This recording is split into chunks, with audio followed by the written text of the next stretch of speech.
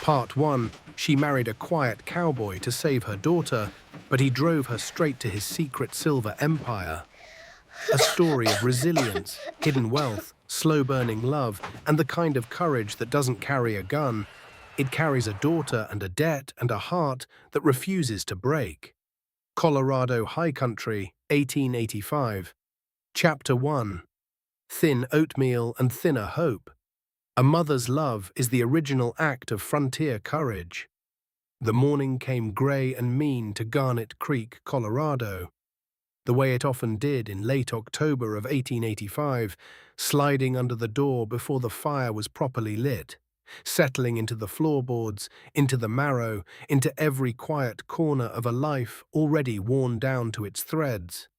Emily Harper rose in the dark as she always did, wrapped a wool shawl around her shoulders, and moved to the small iron stove in the back corner of the shack they called home. It wasn't much of a shack, even by Garnet Creek's modest standards. The roof leaked in 2 places, 3 when the snow came heavy off the mountains. She'd positioned a tin bucket under the worst of them. The walls had once been papered with a cheerful pattern of blue morning glories, but the damp had eaten most of that away, leaving only long peeling strips that curled downward like the petals of something dying. Outside, the wind came down from the high passes with a sound like iron wire being stretched between poles. Emily shook the last of the oats from a cloth sack she'd been rationing since Tuesday. She added water from the bucket she'd hauled from the well the night before, and she stirred, and she stirred, and she did not let herself think about the thickness or the absence of it. "Mama." The voice came from the small bed in the corner where a 5-year-old girl lay bundled in a patchwork quilt that Emily had sewn from her dead husband's old work shirts. Lily. Even the name felt like something precious held too tightly, a small, smooth river stone you press into your palm because the weight of it is the only comfort left.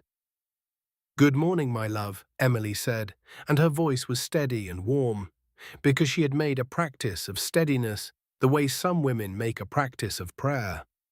Lily sat up, her dark hair tangled from sleep, her eyes large and pale grey, like Tom's eyes had been, blinking against the thin light from the stove.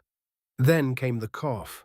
It always came in the morning, that dry, insistent raking that settled somewhere deep in the child's chest and wouldn't clear.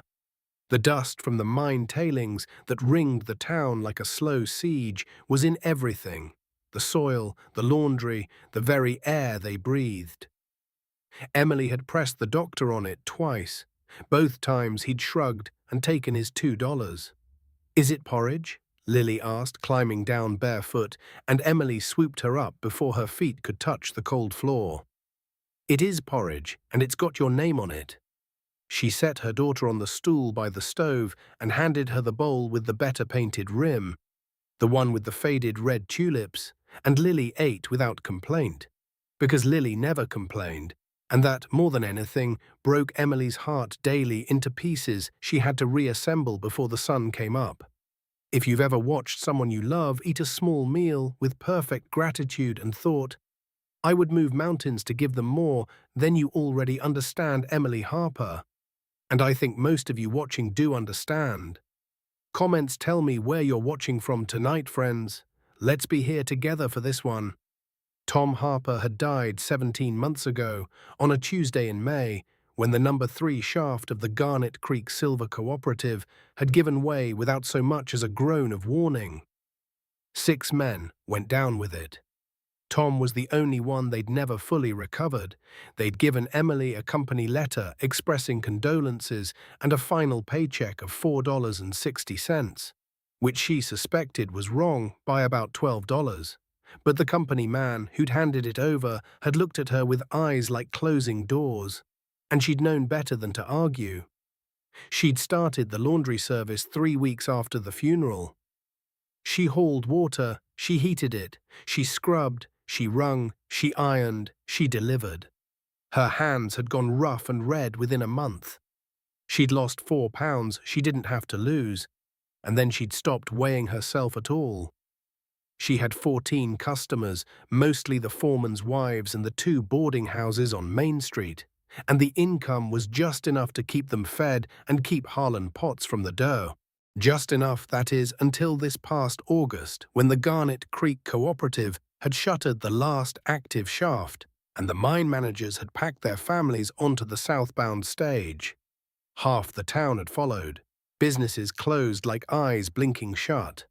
3 of Emily's 14 customers were gone in a week. Then another 2.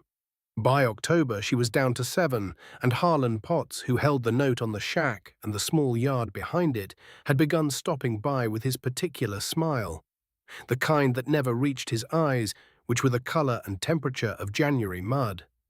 "You're 2 months behind, Mrs. Harper," he'd said just 3 days ago, standing in her doorway with his thumbs hooked in his vest. "I've been patient on account of your situation. But patience runs out, same as everything else.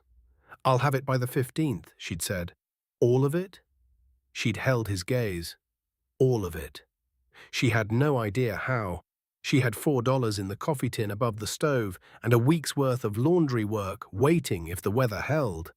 The debt was $18, a figure that, in October of 1885, in a dying silver town at 6,000 feet, might as well have been 1,000. There was no bank to appeal to.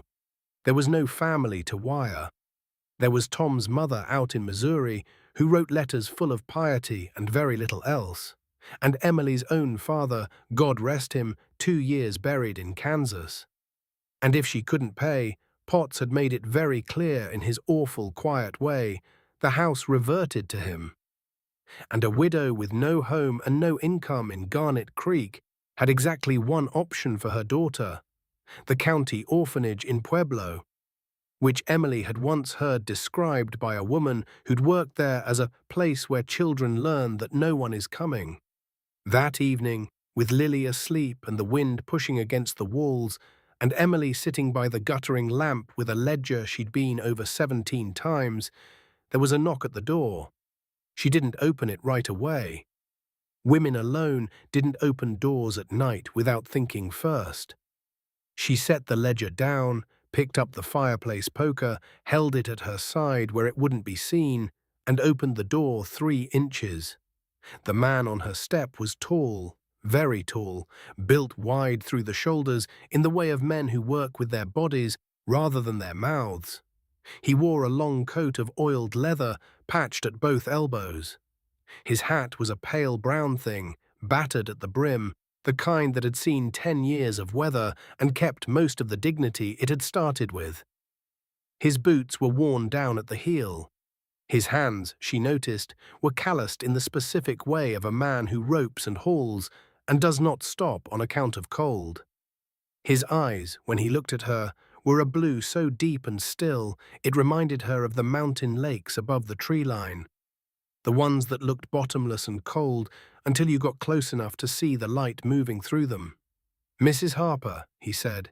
His voice was low and unhurried, as though it had nowhere pressing to be. "My name is Jackson Reed. I apologize for the hour. I'd like to speak with you, if you're willing." She kept the poker where it was. "About what?" He reached into his coat and produced a piece of paper, folded once. "About your debt to Harlan Potts, and a proposal." Her eyes narrowed. What sort of proposal? He held the paper out. She looked at it without taking it. He didn't press.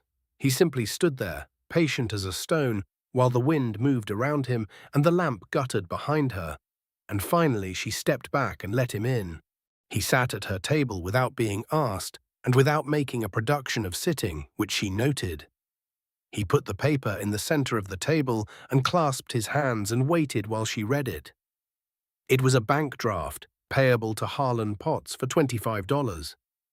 Enough to clear the debt and leave a month's margin besides. "Where'd you come from?" she asked. She remained standing. "High country," he said. "North Pass, about 4 hours by wagon. I've been running cattle on a spread up there for several years now." He paused. "I don't socialize much.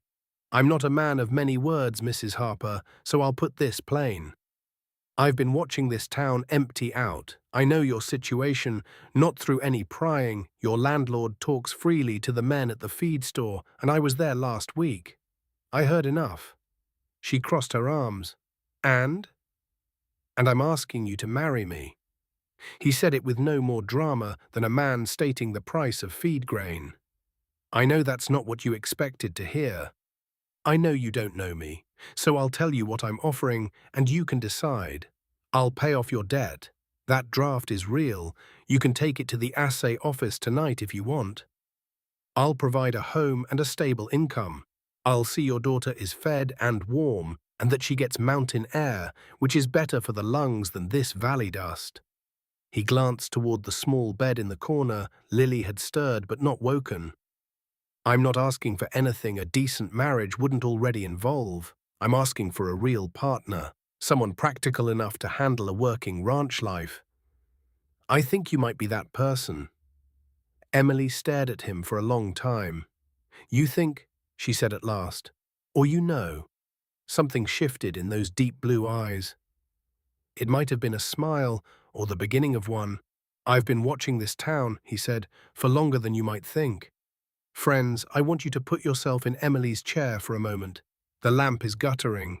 The wind is pressing at the walls. Your little girl is coughing in her sleep, and a stranger with kind eyes is offering you a way out. But it's a door you've never opened before, and you can't see what's on the other side. What would you do? What would love make you do?" The second day brought a cold front down from the peaks, and the trail narrowed to a ledge at one point that had Emily gripping the wagon seat and looking very deliberately at the cliff face rather than the drop. Jackson didn't speed up or slow down. He talked to the horses in a low, even voice, names she hadn't caught, something with an S. And the horses responded like partners who trusted the man holding the reins without needing to be told why. That afternoon, with Lily dozing against Emily's side and the pines growing thick and dark around them, Jackson said without preamble, "I want you to know that what I told you is true, all of it." "Which part?" She kept her eyes on the trail ahead. "That I wanted a real partner.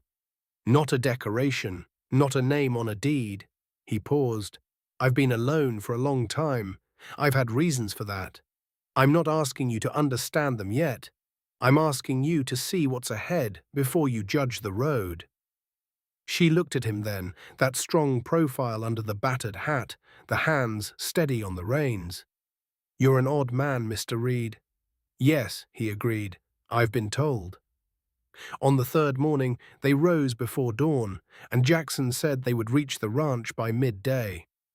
He said it with a stillness that she would later recognize as restraint, the careful quiet of a man holding something back, not out of deception, but out of a strange, almost shy desire to let the thing speak for itself.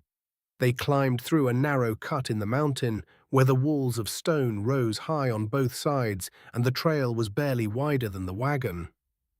Lily woke and sat up straight, her grey eyes wide. The cold was sharp and clean, like biting into an apple. The horses moved steadily. Jackson held the reins without tension. And then the cut widened, the stone walls fell away, the sky opened, and the world changed. There are moments in a life when the world you thought you understood simply stops, and a new one begins. This was Emily Harper's moment.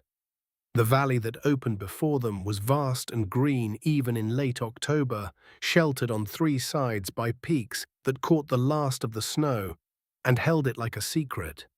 A clear river ran the length of it, flashing silver where the morning sun touched it. Cattle, 100 head at least, healthy and fat, grazed on grass that was still thick and good. And in the center of the valley, where the land rose slightly on a natural bench, stood a house. Not a shack, not a cabin, a house, large and permanent and deeply solidly built, of dark timber and fitted stone, with a wide porch running its full width, a proper chimney at each end, tall windows that caught the light. Behind it spread a complex of outbuildings, A barn of considerable size, stables, a bunkhouse, a storage building, a forge. There were men moving in the yard, 4, 5, more, working with the organized efficiency of a well-run operation.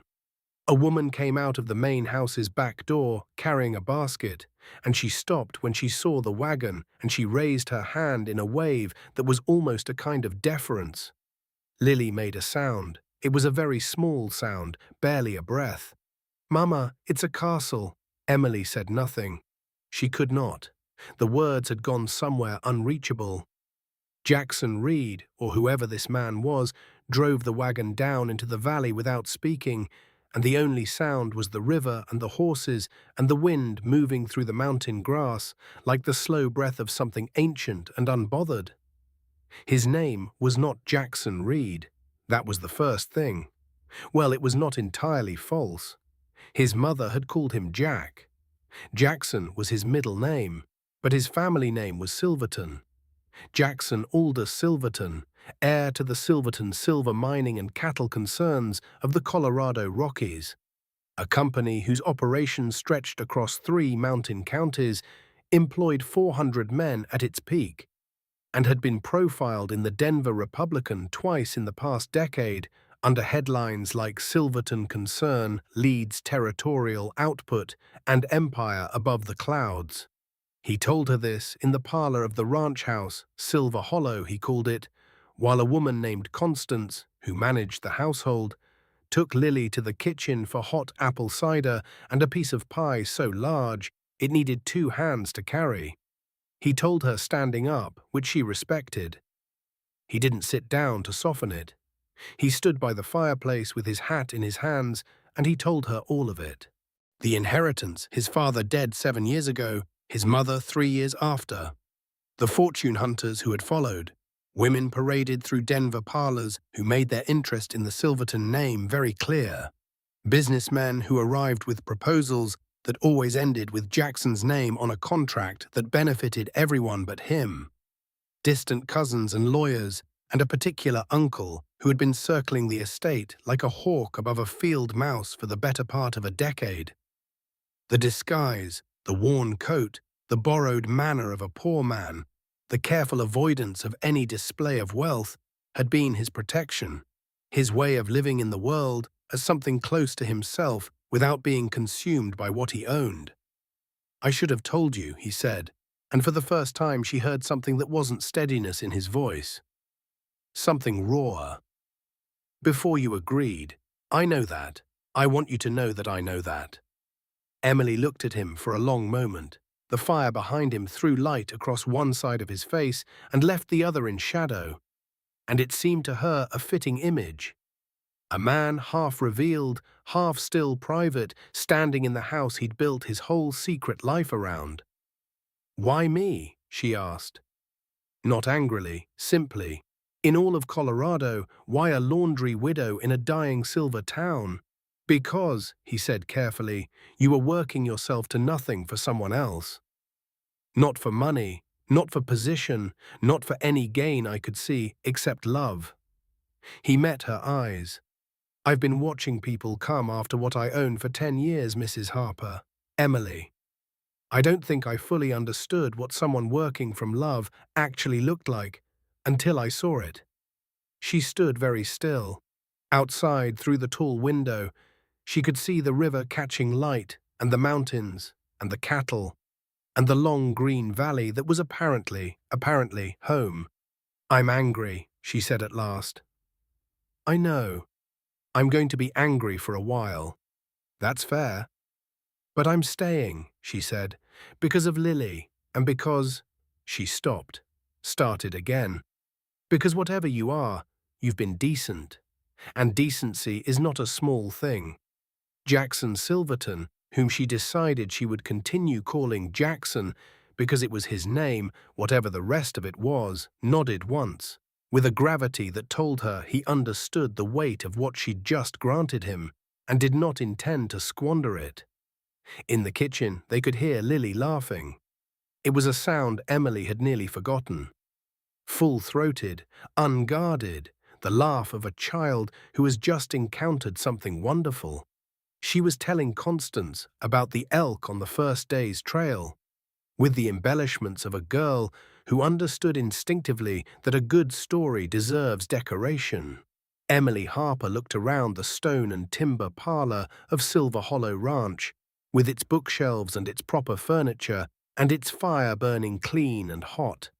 And she thought, all right then, let's see what this is. Part 3, Chapter 3, The Uncle, the Letter, and the Night of Documents.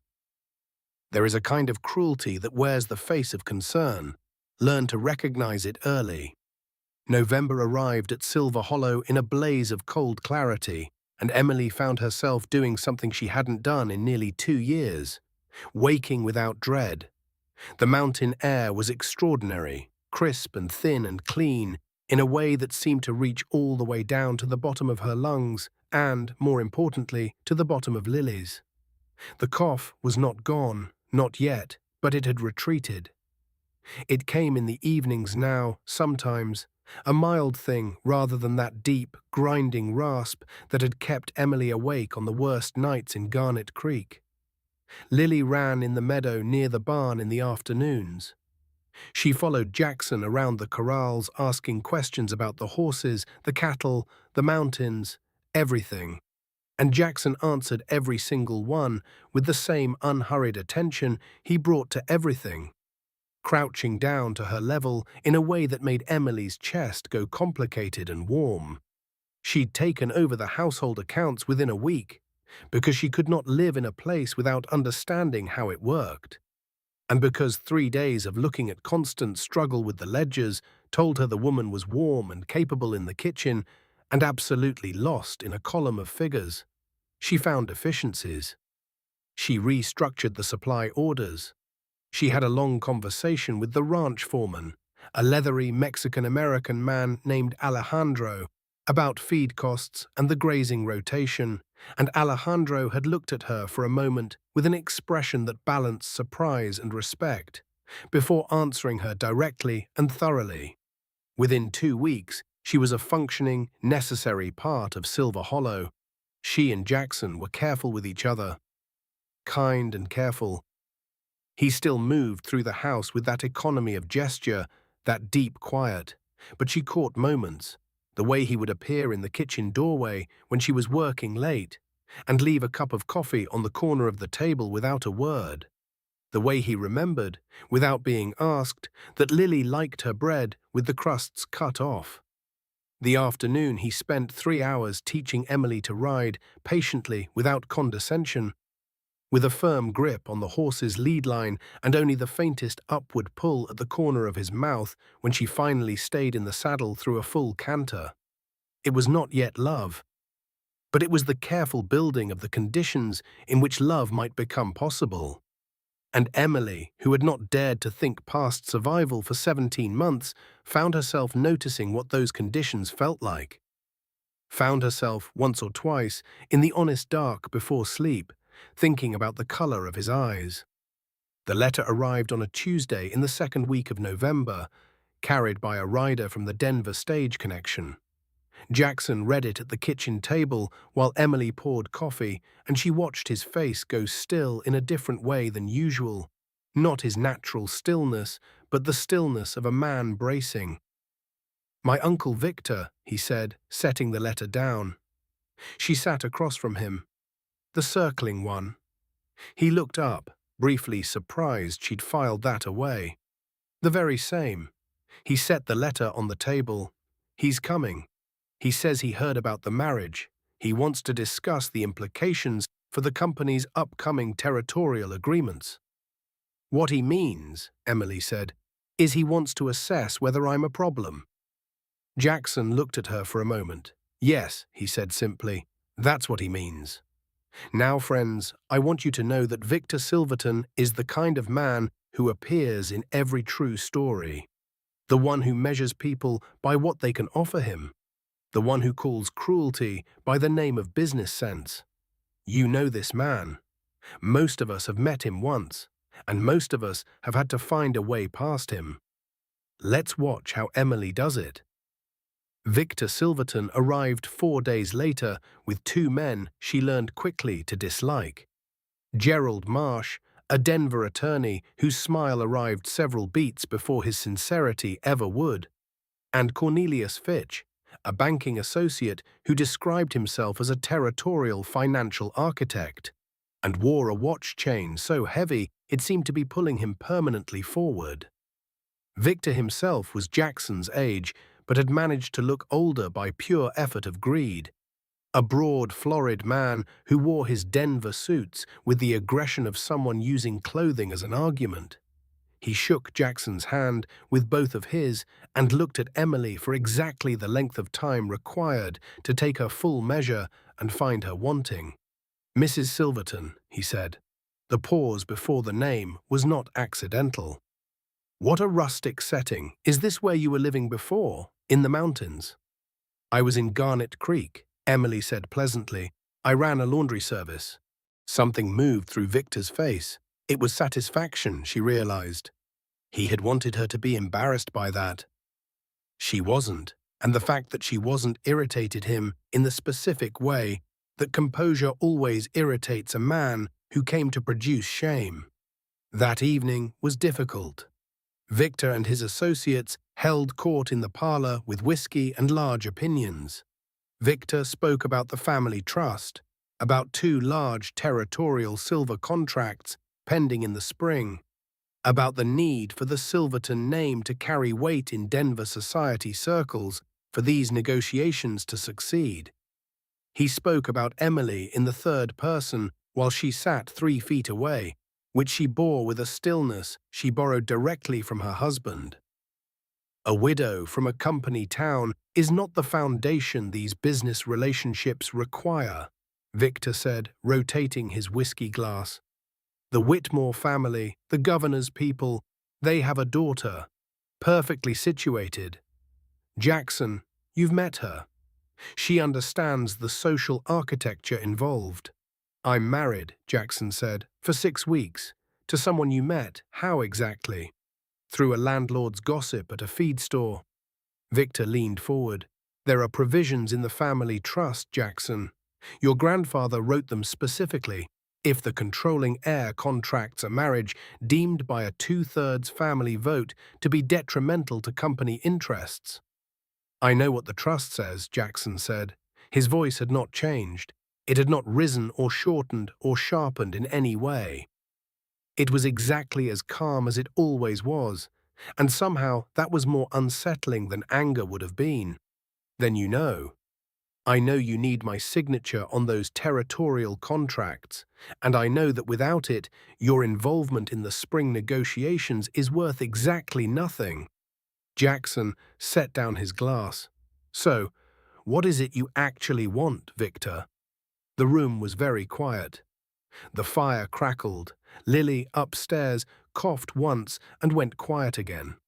Victor reset himself. He produced a different smile, the conciliatory one, which was somehow worse than the dismissive one.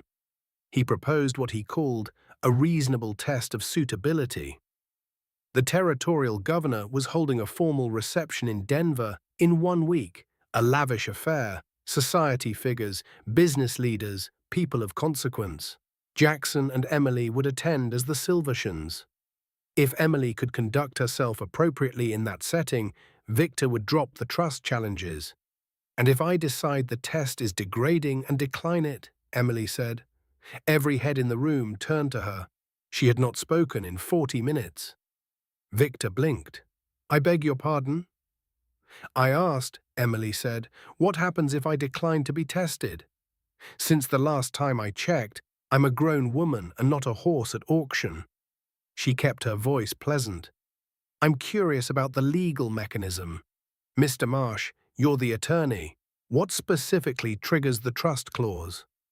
Marsh opened his mouth and then appeared to notice that she'd said something specific and legally pointed, and he had to actually think about it before answering, which was not what he'd planned. "There would need to be a formal family vote," he said, 2/3 of the living trust beneficiaries. "And how many living trust beneficiaries are there, besides Victor and Jackson?" A pause. 3 others. Do any of them live in Colorado? Marsh glanced at Victor. Victor's smile had gone somewhere Emily couldn't see. 2 are in the East, Marsh said carefully. So convening a formal vote would require travel and legal notice and time. She nodded thoughtfully. The spring contracts are in, what, 4 months? That seems tight. The silence that followed this observation was its own kind of music. Jackson was looking at her with an expression she couldn't entirely read. It was close to the one he wore when something surprised him into genuine feeling. Victor recovered. He was not a stupid man, merely a greedy one, which is different. He pivoted and suggested that surely there was no harm in attending the governor's reception, and that he was confident Emily would rise to the occasion, and that the family's interests were ultimately everyone's interests, and so on. Emily agreed to the reception with an equanimity that she suspected annoyed him more than resistance would have. That night, after Victor and his men had retired and Lily was asleep, Emily found Jackson at the kitchen table with a lamp and the family trust documents spread in front of him. He had been reading and taking notes. He looked up when she came in, and she saw the long hours on his face and something else, a kind of careful watching, as though he were not quite sure what she was going to do next, and had decided that whatever it was probably going to be worth seeing. She sat down across from him and pulled the nearest document toward her. "Show me the clause," she said. They read until 2 in the morning. The week that followed was a preparation. Constance, who turned out to have spent several years in her youth working for a Denver family of standing, became Emily's guide. A dressmaker was brought from the nearest sizable town, a capable woman named Ada, who listened more than she spoke and took measurements with the precision of a cartographer. Emily described what she wanted. Practical, well-made, a color that would not apologize for itself.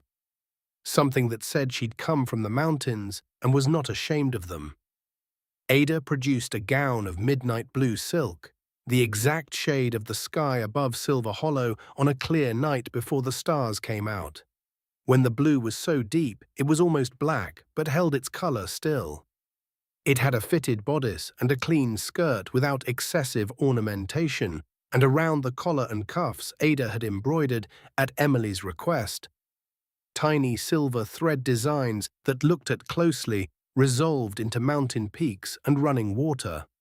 When Emily put it on for the first time, Lily stood in the doorway with her hands clasped under her chin and said with the absolute authority of a 5-year-old, "Mama, you look like the sky." Jackson, who was passing in the hall and caught the edge of it through the open door, stopped. He stood there for a moment with his hat in his hand and his face doing something complicated that he ultimately chose not to say aloud, which Emily both noticed and filed away in her careful way. But she did not pretend she hadn't seen it. She let herself look at him, briefly, directly, and then she turned back to the mirror. They left for Denver 2 days later. The wagon gave way to a proper carriage at the stage connection, and Denver rose before them out of the plains like a rumor that had decided to make itself real. Gaslights and brick facades and the smell of coal smoke and horses and civilization asserting itself at altitude. Lily, left in Constance's care at the ranch, had hugged Emily's neck so hard it had left a red mark and told her to be brave, Mama, like the cowboys. Emily Harper had squared her shoulders and boarded that carriage and reminded herself that she had survived Tom's death and Harlan Potts, and 17 months of thin oatmeal and a wagon ride up a cliff ledge, and a man who had lied to her by omission about the entirety of his life. She could certainly survive a ballroom. Part 4, Chapter 4. The ballroom, the attack, and the governor's ear. Sometimes the most powerful thing a woman can do is simply tell the truth in a room full of people who have decided she can't. The governor's reception was held in the Colorado Hotel, which had been built 4 years prior with the specific intention of impressing people who were already wealthy enough not to need impressing. The ballroom was a high-ceilinged room of white and gold, lit by 3 enormous chandeliers that trembled with gaslight and cast everything below in a warm, merciless glow. The women wore silk and jewels, the men wore black and preening. The air smelled of hothouse flowers, expensive tobacco, and ambition. Emily walked in on Jackson's arm and understood immediately that this was not her world. She had known that, of course. She had prepared for it. What she hadn't quite prepared for was the precise quality of the attention, the way it slid over her and assessed her and rendered a judgment in seconds and then moved on as though she were a property value to be noted and filed rather than a person to be encountered. Victor was already there. He'd arrived that morning, apparently, Emily thought, to do advance work on her reputation. She could see it in the way certain groups of people looked over when she entered and then looked at Victor, and then arranged their expressions into something carefully neutral. He had been talking to people. He had been describing her. She could guess the words. The evening began with managed civility. Jackson moved through the room with an authority she hadn't seen him use before. His height, his directness, the quality of his absolute stillness in a crowded room had a different weight here than it had on the ranch. People came to him. She stood beside him and was introduced and shook hands and answered questions about Silver Hollow with accuracy and composure. And if she felt the edges of the room closing in, she breathed through it the way she'd learned to breathe through fear, steadily, down to the bottom of the lungs, out slow. Then Victor made his move. He chose his moment well. Jackson had been drawn into conversation with the territorial land commissioner, and Emily was standing near the edge of the room with a glass of champagne she wasn't drinking, speaking to the wife of a Leadville mine owner. A pleasant woman named Mrs. Cartwright, who had kind eyes and was asking about the high country. Victor arrived with Marsh and Fitch at his shoulders, like decorative architecture.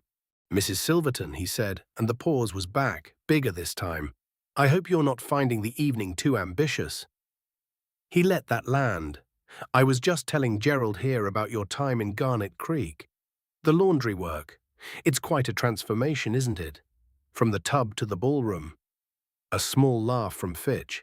From the people within earshot, a moment of loaded silence. Mrs. Cartwright stiffened slightly.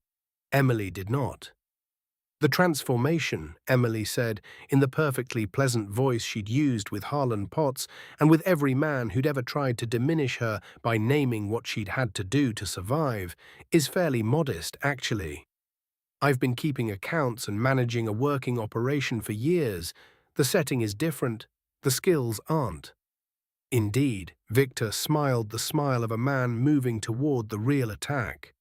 Though one does wonder, given the specific terms of the Silverton family trust and the requirement that marriages of the controlling heir be, shall we say, appropriate to the company's reputational requirements, whether a brief arrangement contracted under rather murky circumstances actually qualifies as a valid basis for Victor.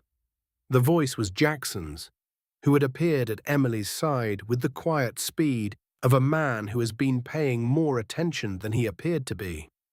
"You're talking about my wife." "I'm talking about the family interests." "Which?" said Emily, stepping forward a half-pace, which was deliberate. She had thought about where she would stand when this moment came, and this was where are best served by a sustainable operation rather than a rapid extraction model, which is what I'd like to talk to Governor Walsh about, if I may. She turned, and by fortune or design, the governor himself was 3 feet to her left, a compact, sharp-eyed man who had been listening to the last 45 seconds of this exchange with the careful attention of a politician who knows interesting territory when he's standing in it. Governor Walsh raised an eyebrow. "Mrs. Silverton, I believe we haven't been formally introduced. Friends, this is the moment. And I think you knew it was coming, because this is the kind of story where the truth has been building pressure for a long time, and now it needs somewhere to go. Are you ready?" Let me know in the comments. Keep watching. She shook the governor's hand and she spoke plainly. She spoke the way she'd learned to speak in 17 months of necessity, without decoration, without apology. From the place in her where she knew what she knew. She told him about the number 3 shaft in Garnet Creek, about the 6 men who'd gone down with it, including her husband, and about the 7 shafts she knew of in the Colorado high country operating without adequate ventilation or emergency protocols, because protocols cost money that extracted faster without them. She told him about the dust, the particular fine silver mine dust that settled into workers' lungs over 5 years, 7 years, and produced in those workers a slow and obscure kind of dying that the company ledgers recorded only as turnover. She had figures, not precise ones. She was not a mining engineer, but she had numbers from memory, from the boarding house conversations she'd absorbed over years as a laundrywoman, from the miners' wives who'd told her things, because a woman washing your husband's work clothes is both invisible and trusted. She told him about the Silverton mine specifically, and here she was, careful and fair. She said Jackson had not been managing day-to-day operations. She said the problems were systemic, inherited from a period of rapid expansion under the previous management. She said they were fixable. She outlined 3 specific changes: improved shaft ventilation using methods already proven in Welsh coal mines, worker housing moved above the worst of the processing dust, a rotation system limiting underground hours per man per week that would reduce worker casualties and lung ailments by her estimate between 30 and 50%. And the company viability? The governor asked. He was taking notes on the back of a reception card. His aide was watching with wide eyes. Improved, Emily said. A worker who isn't dying lasts 10 years in a mine instead of 4. Training costs alone justify the housing investment within 3 seasons. I've done the arithmetic. She paused. My husband was one of 6 men who died in a company mine. I had nothing when he died, neither did the other 5 families. There is no labor reserve in the Colorado high country if the companies keep using it up. The sustainable model is also the profitable one, Governor. The two aren't opposed. The room, she became aware, had gone quite quiet.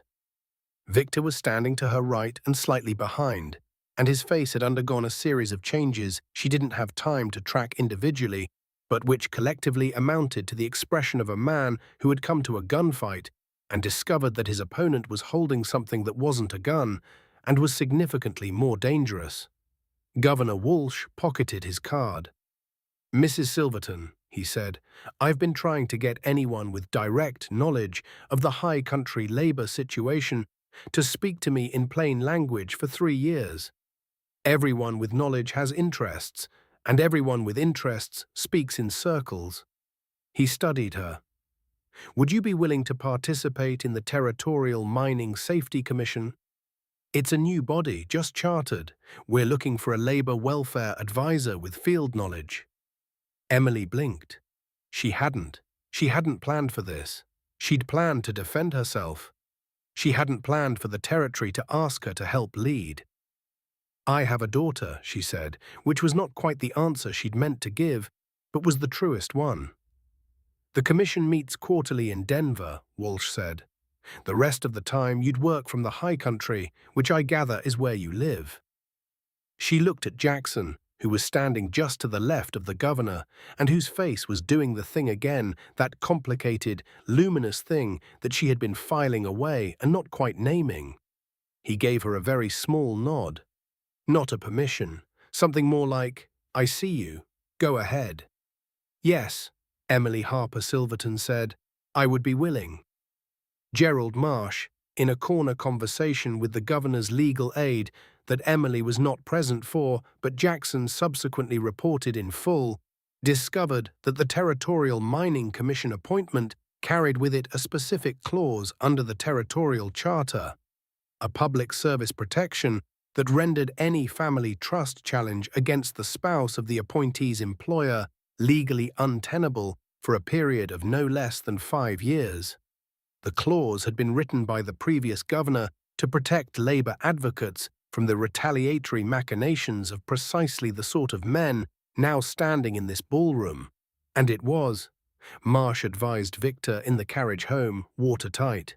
Victor did not speak for the rest of the evening. He sat in the ballroom with his whiskey and his diminishing influence and watched his nephew dance, slowly, awkwardly, but genuinely, with a widow in midnight blue whose embroidered mountains caught the gaslight as she moved. And there was nothing he could say or do or challenge that would change a single thing about it. He left Denver 2 days later.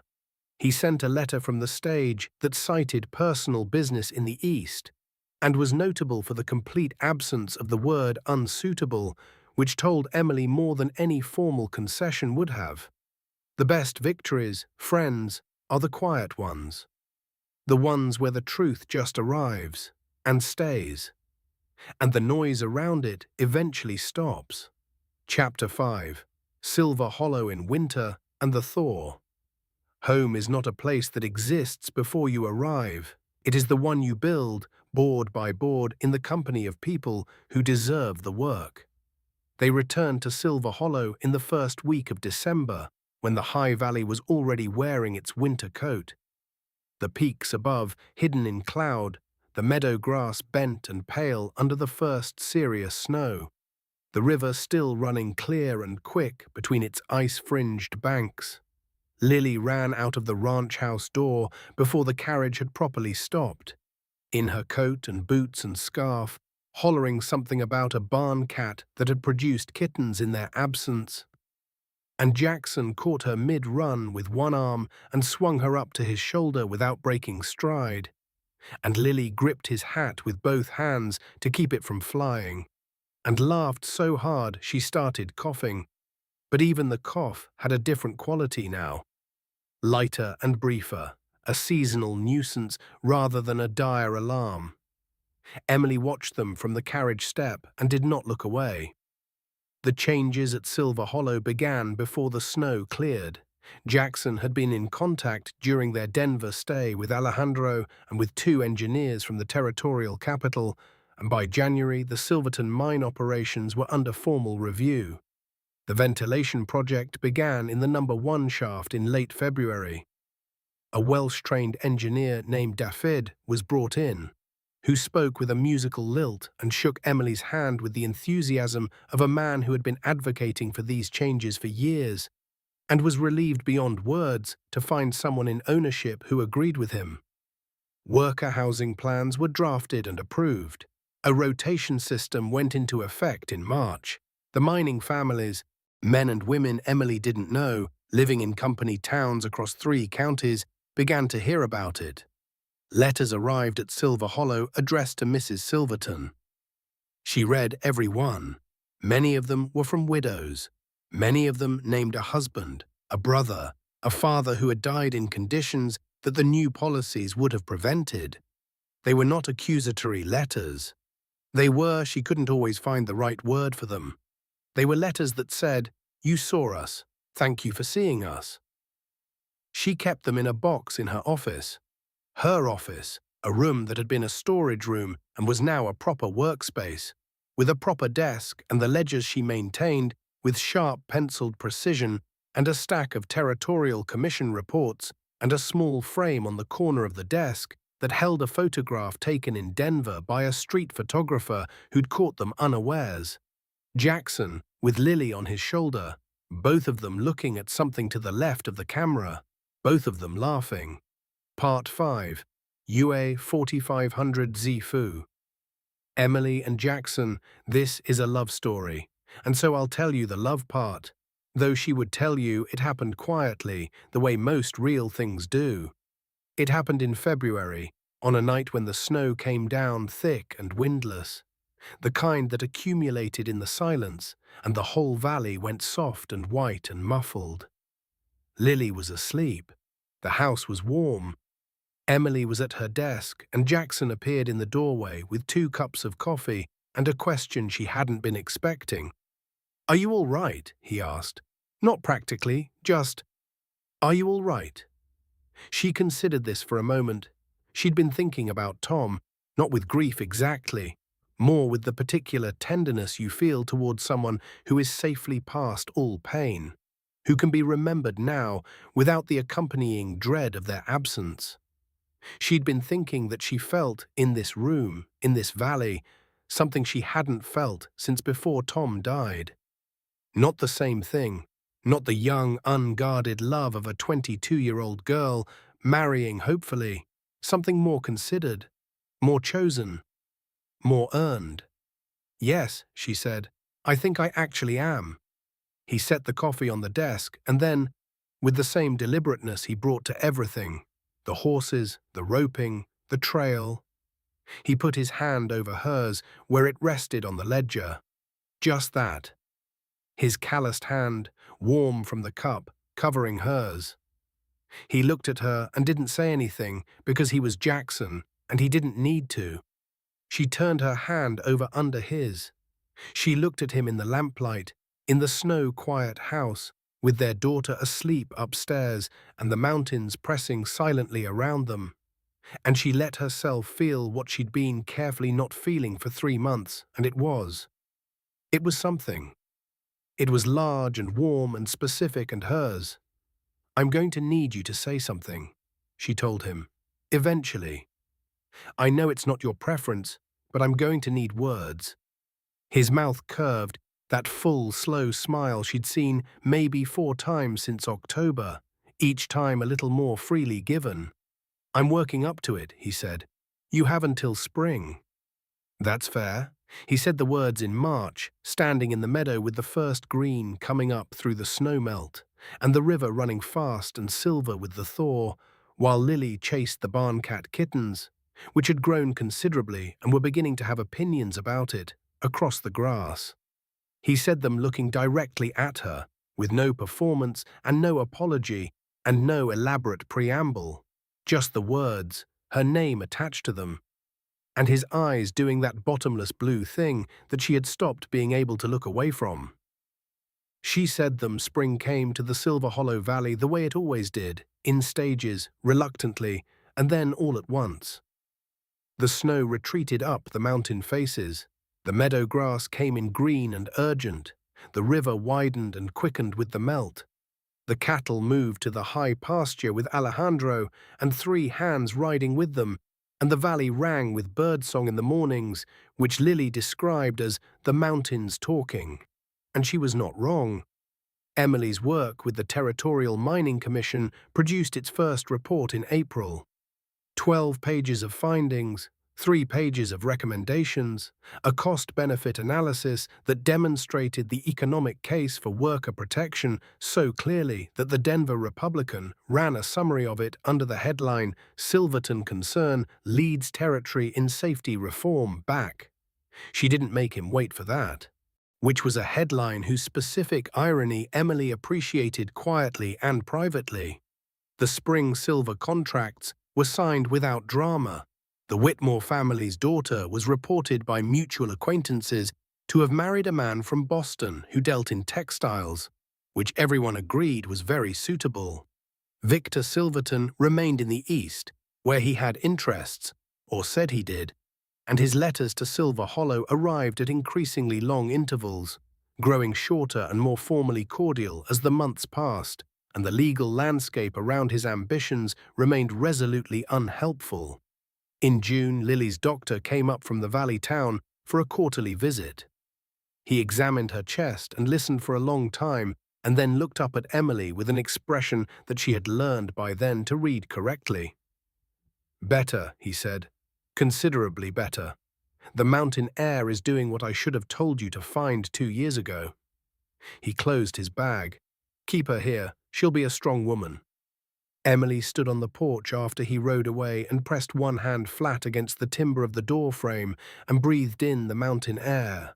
The impossible clean sweetness of it at elevation, cold even in June, carrying the smell of pine and snowmelt and open sky, and she let herself feel it, all of it. The relief. And the grief inside the relief. For all the months the air hadn't been this clean. And then the gratitude and the particular large quietness of being, finally, somewhere safe. Jackson found her there. He came around the corner of the house from the barn with a bridle in his hand and saw her face and stopped. He hung the bridle on the post hook and came to stand beside her, and he looked out at the valley, the green meadow, the silver river, the cattle in the high pasture, the peaks, the sky. And he didn't say anything, because sometimes there was nothing to say, and he had always known the difference. After a while, she leaned against his shoulder. After another while, his arm came around her. Lily's voice floated over from the direction of the corrals, narrating something to the kittens with great authority and flourish. And from the barn came the soft, steady sounds of horses, and from the mountains came the wind. And it was all of it, theirs. Epilogue. The porch in the late light. She went looking for survival. She found something worth surviving for. It was August by the time Emily allowed herself the porch in the evenings without something pressing to return to inside. August in the Silver Hollow Valley was a kind of perfection that felt almost irresponsible. The late sun going amber behind the western peaks, the meadow grass tall and seed-heavy, the air carrying the first distant coolness of the coming autumn, which in this valley arrived like an old friend rather than a threat. She sat in the chair that had been brought out for her. A proper chair, well made, not a piece of extravagance, but an acknowledgement that a person who worked as hard as Emily Harper worked deserved a chair that fit her properly, and she watched the light move across the valley. Lily, 6 years old now in August, was at the far end of the porch with a charcoal and paper, drawing the mountains with the methodical concentration of a child who has decided to be an artist and is treating this decision with full seriousness. She did not cough. She had not coughed in the evening in 3 months. Jackson came out with 2 cups and handed her one and settled into the chair beside her, and they sat in the way of people who have been long enough together that silence is a form of conversation, complete, unhurried, full of content. The Henderson shaft ventilation comes in at cost on Thursday, Emily said. Alejandro told me. He says Daffyd has the crew sorted. Good. She wrapped both hands around the cup. The commission wants a site visit in September before I submit the winter report. I'll need 3 days. I'll go with you, Jackson said, if you want company on the road. She looked at him sideways. You're volunteering to be useful. I'm volunteering to carry your bags and stay out of your way at the meetings. The corner of his mouth. I've been told I'm good at that. You've been told right. But she reached over and put her hand over his on the arm of his chair, and he turned his palm up without hesitation. The sun dropped another degree. The mountains went from amber to rose. Lily announced that she had finished drawing the big peak on the left and that it looked exactly right, and held up the paper for their assessment, and they both agreed that it did. Friends, here is what I want you to take from Emily Harper's story, because I think about it when I'm having a hard time, and I hope maybe you will too. She didn't set out to change anything. She set out to keep her daughter fed and warm and safe. That was the whole plan. Keep Lily alive, keep Lily's lungs clear, keep the wolf from the door. That's all she was reaching for. And somewhere inside that smallest possible ambition to just hold on, she found the thread of something larger. Her own knowledge, her own worth, her own voice in a governor's ballroom, saying things that needed saying, in plain language, without apology. She found the love she thought she'd lost the right to. She found the home she didn't know she was allowed to want. She married a quiet cowboy to save her daughter, and he drove her straight to his secret silver empire. Yes, but the secret that mattered, the one that changed everything, wasn't the money. It was that someone had looked at her in the worst season of her life and seen not a woman surviving, but a woman worth building something with. That's the one that undid her in the best possible way. That's the one that undid me too, a little bit. Putting this story together for you tonight. The light was going fast now, the peaks above the valley were going to purple, and the first stars appeared. Tentative at first, and then more of them, and Lily put down her charcoal and lay on her back on the porch boards and pointed upward, naming the ones she knew the names of and making up names for the rest, which is perhaps the more interesting approach. "What's that bright one?" she asked. "Jupiter," said Jackson. "What's that cluster?" "The Pleiades, the seven sisters." "Why sisters?" "Old story," he said, "about 7 women who were changed into stars so they'd be safe." Lily considered this with appropriate gravity. Did they want to be stars? Jackson looked over at Emily.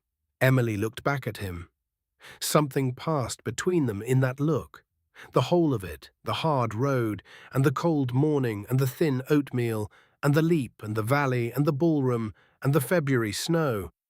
And it was warm and specific, and theirs. "I think," Jackson said, looking back at his daughter with the stars beginning to multiply above them all, "that they decided they did." Lily hummed, satisfied. Emily leaned back in her chair. The valley below them was going dark and quiet, the river a faint silver thread in the last light, the high meadow a dark sweep of grass, the ranch buildings solid and warm and lit from within. Up here, the air was clean and cold and went down to the bottom of the lungs without catching. Emily Harper Silverton breathed it in. She breathed it all the way down. She held it for a moment, the way you hold something you've waited a long time to have, and then she let it go, slow and easy, into the August night, and she was home. If this story touched your heart, leave a comment telling us where in the world you're reading from tonight. Stories like Emily's belong to all of us. Share it with someone who needs to hear it.